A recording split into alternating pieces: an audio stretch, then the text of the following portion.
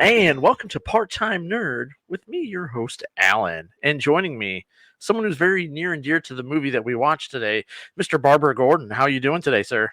Doing great. How's everything going today? It's going good. Can't complain. So we had a hole in our schedule because we don't have anything on Fridays anymore.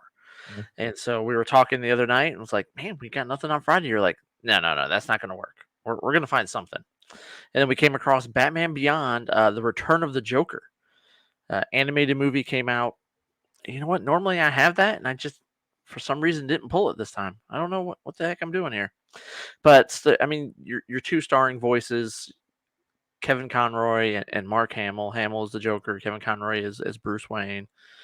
Um, all in all, I enjoyed it. I thought it was fun. It's a quick hour and 10 minutes, something like that. It's just over an hour. It's Very not really quick. long. Yeah.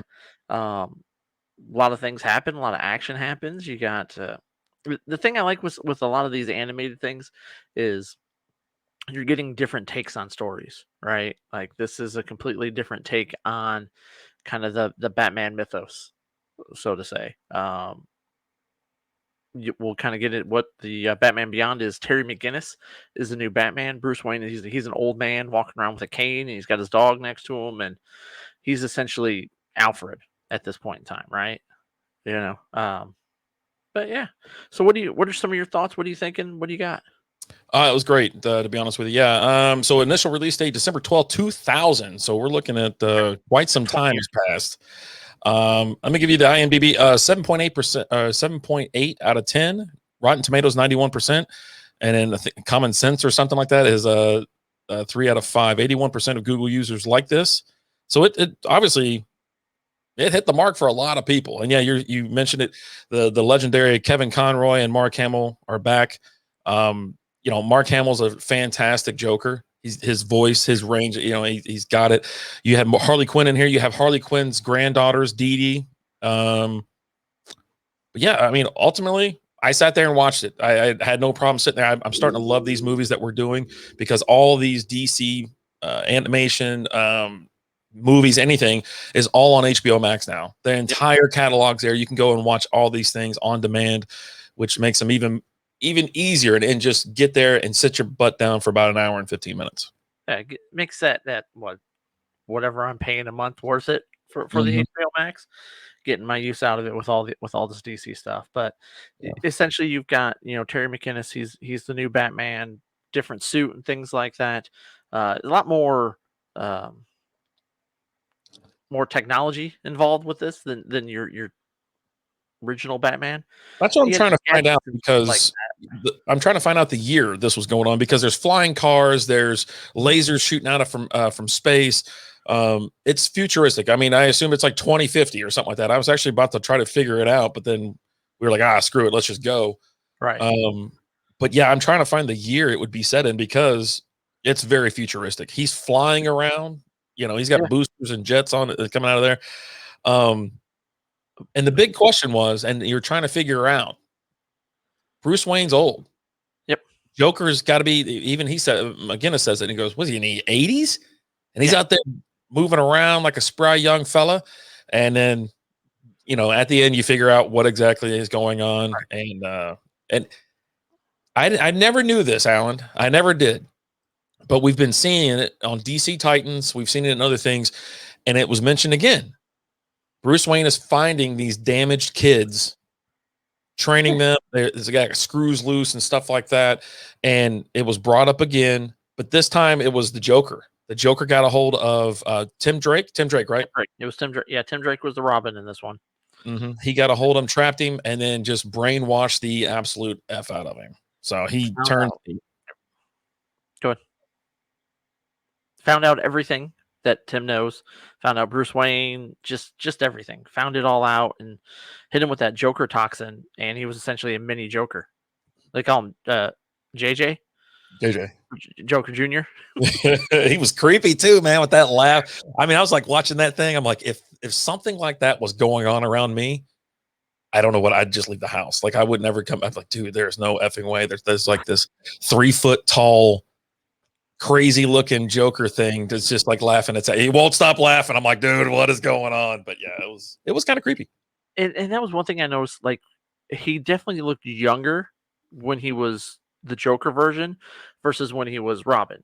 Like, it just, and maybe it was just the presentation of it, but he looked shorter. He looked, they just made him seem a lot younger than what I feel like he was. Almost like you said, like a little 7-year-old or something like that. But he's a teenager, right?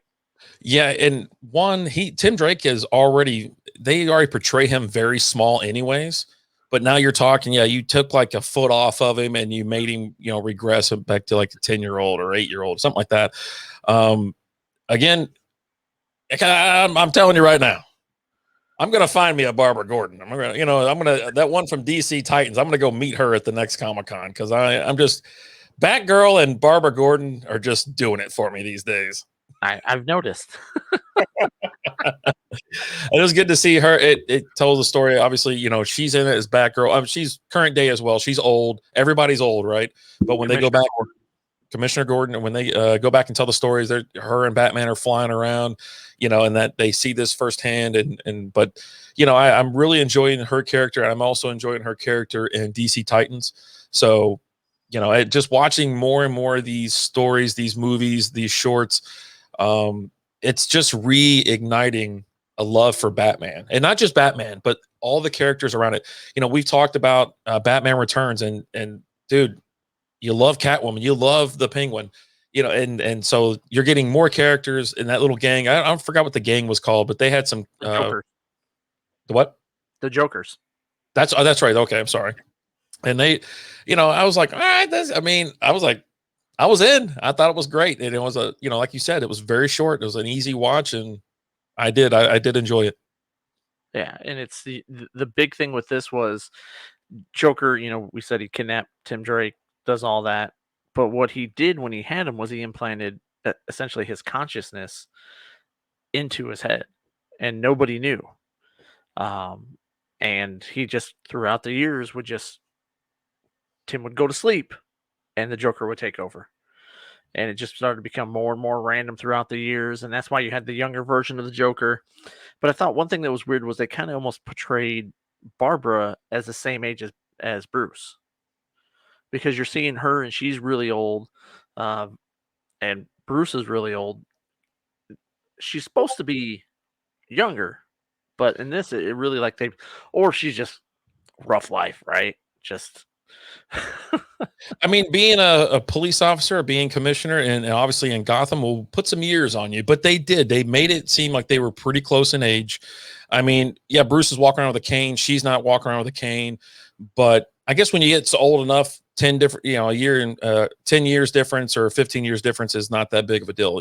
If you're 65 and the other guy's 80, what's, right. But they did make her look old out, and we'll keep watching these movies, and we'll see. Like I said, I'm very intrigued now by just going in and watching all of them. But you're right, I was like, man, she's awfully old. I know that they just mentioned that the Joker's got to be 80, and Bruce is definitely, he's walking around with a cane. So how old is everybody? And I need to definitely look into this a little bit more for the next time we watch them, just so I can get my bearings around what year it is and what's going on. Yeah, and you see Bruce can still kind of take care of himself in it too, because at one point in time the Jokers attack him and he's handling his own. He's not as helpless as you would think. He's got some age. He still has some fight in him. He's just old, and he knows he's old, and he tried to shut it down. He's like, and he talks about how, the last one, he didn't want McGinnis to go up against the Joker. He was like, the last time he did, and right in his head, he knew Tim Drake. That's what happened. He didn't want it to happen again. So he's all over the map. He's just an old man that's like, he can't keep up with what he wants and what he wants to do. No, he's when if you go back to the comics, when Tim Drake became Robin, Batman didn't want him. It wasn't that long after Jason Todd, everything happened with Jason Todd, but Tim Drake was there. He found out he was Batman and had his own axe to grind, and just essentially kind of almost forced his way in there, just kind of stuck his foot there so he couldn't close the door, and just said, look, man, I'm going to do this with or without you. Your call. Right. And so he looked at it as, well, if you're gonna do it either way, you need to go ahead and do it with me, right? So, but yeah, I mean, he's always it's the younger, the damaged one, except for Damien. Damien's his son, but I mean, he was raised by Ra's al Ghul and them, so Yeah. And I thought we were going to get, they mentioned, Dick Grayson. They mentioned him, how he went to another city. And I was like, oh, we're going to get a flash over to what he's doing, Nightwing. But it just kept it right there in Gotham. Gotham. It didn't go any further than that. So it was a nice central story. yeah. And I did get a little excited. I was like, we get a little Nightwing action here because I've absolutely loved Nightwing. He's been one of my favorite characters. I love him. Love his portrayal in Titans. The comics that I'm reading now, his current run with Nightwing. Nightwing's a cool character. He's Batman with a little bit more personality, right? Yeah, sure. A little bit more flair to it. I was going to say flair, but I was trying to think of a different word. He's definitely edgy. He's edgy. He's a little bit more quips and things like that. He's for talkative when he's fighting and things, and that's what you had with Terry McGinnis, the Batman Beyond, with his Batman. He's quips and things like that as he's going through and fighting, almost kind of similar to let's say like a Spider-Man or something like that. He's always got a joke to crack and things to kind of keep things loose. Spider-Man said before he makes the jokes to kind of bring the situation down a little bit so he's not completely just freaking out as he's fighting 6 superpowered people and crap like that. Right. And he was driving the Joker crazy towards the end when they were fighting. They had their showdown, and he kept talking. He's like, "Oh, you just shut up!" It's driving him nuts. But, yeah. All in all, definitely love this movie. Check it out for sure. Batman Beyond: The Return of the Joker. Catch it on HBO Max.